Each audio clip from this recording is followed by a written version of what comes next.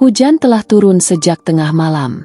Tidak deras pada awalnya, hanya rintik tipis seperti tirai bening yang perlahan menutup desa kecil bernama Sungai Luruh, sebuah kampung dataran rendah yang memeluk aliran sungai besar seperti anak yang bergantung pada ibunya.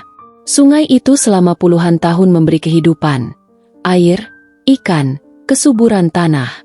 Tak pernah ada yang menyangka, dari sungai itulah malapetaka akan datang. Menjelang pukul 2 dini hari, hujan mulai berubah. Angin bertiup lebih dingin. Suara dedaunan menjadi gelisah. Atap-atap seng bergetar pelan, seolah memperingatkan sesuatu yang tak terlihat. Di sebuah rumah sederhana berdinding papan, Ustadzah Aisyah, 38 tahun, terbangun sebelum alarm subuh berbunyi. Sejak muda, tubuhnya selalu terjaga ketika waktu subuh mendekat. Seakan ada jam di dalam dadanya yang tidak pernah terlambat. Ia bangkit, mengambil air wudhu dengan air sumur yang terasa lebih dingin dari biasanya. Mukena putihnya ia kenakan dengan rapi. Hijab sederhana menutup rambutnya yang sudah mulai tampak uban halus di pelipis. Di luar, hujan masih turun. Jalan tanah di depan rumahnya sudah tergenang setinggi mata kaki. Tetangganya sempat berteriak dari balik jendela. "Ustadzah, hujan deras sekali. Mungkin subuh di rumah saja." Aisyah tersenyum tipis. Suaranya lembut tapi mantap. "Insya Allah, Allah jaga langkah kita." Ia melangkah keluar, membiarkan air hujan membasahi ujung mukenanya. Tidak ada rasa takut, hanya keyakinan yang tenang, keyakinan yang lahir dari kebiasaan panjang untuk menyerahkan diri sepenuhnya pada sang pemilik waktu. Masjid Al-Huda berdiri di tengah kampung, tak jauh dari sungai. Bangunannya tua, temboknya kusam, catnya mengelupas di beberapa sudut. Atap seng berkarat, mimbar kayu yang mulai lapuk. Tidak ada pagar tinggi, tidak ada kubah megah. Namun siapapun yang masuk ke dalamnya selalu merasakan sesuatu yang sulit dijelaskan. Ketenangan yang seolah menenangkan dada, meredam riuh dunia. Satu persatu jamaah datang meski hujan. Bapak-bapak sepuh dengan sarung basah. Ibu-ibu yang menggigil kedinginan. Beberapa pemuda yang baru saja menyelesaikan ronda malam. Azan subuh berkumandang. Lembut, panjang, dan penuh kekuatan. Suara itu menembus hujan, menembus angin, menembus rasa lelah. Tak seorang pun menyangka, subuh itulah yang akan memisahkan siapa yang berada dalam perlindungan, dan siapa yang berada di luar. Solat dimulai. Saf dirapatkan. Bahu saling bersentuhan. Nafas jamaah teratur. Di luar, hujan makin keras. Atap seng masjid berbunyi nyaring tanpa jeda.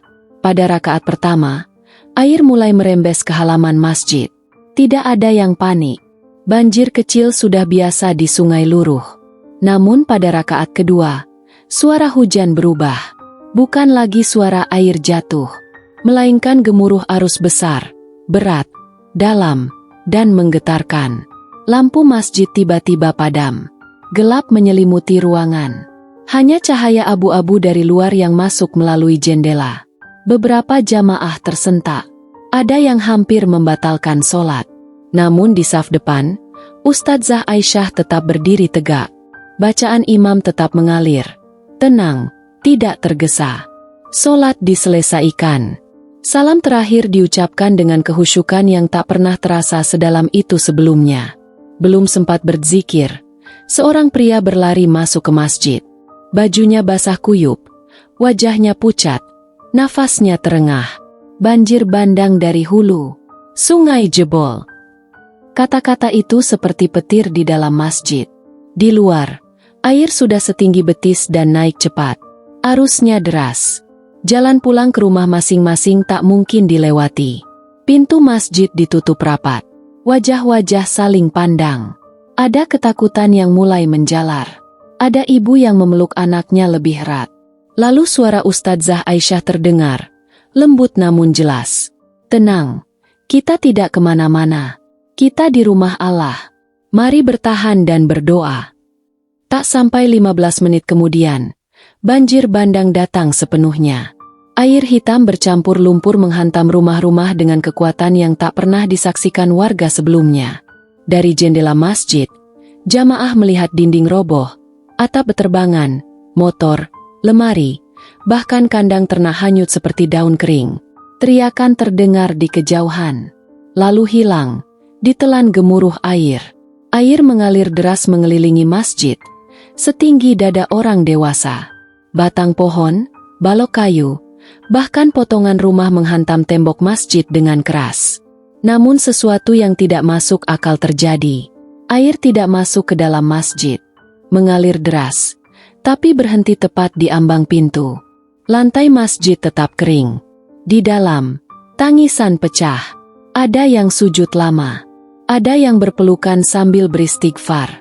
Ada yang gemetar, tapi terus berzikir tanpa henti. Ustadzah Aisyah memimpin doa. Suaranya bergetar, tapi tidak goyah. Ya Allah, jika ini ujian, kuatkan kami. Jika ini perlindungan MU, jangan Engkau lepaskan. Saat banjir mencapai puncaknya, arus menjadi semakin liar. Namun tepat di depan masjid, air terbelah, mengalir ke kanan dan ke kiri bangunan, seolah masjid itu adalah batu besar yang tak bisa digeser oleh apapun. Airnya belok, bisik seorang jamaah sambil menangis. Tidak ada retakan, tidak ada tembok jebol, tidak ada pintu roboh. Masjid tua itu berdiri tegak, seperti dilindungi oleh dinding tak kasat mata.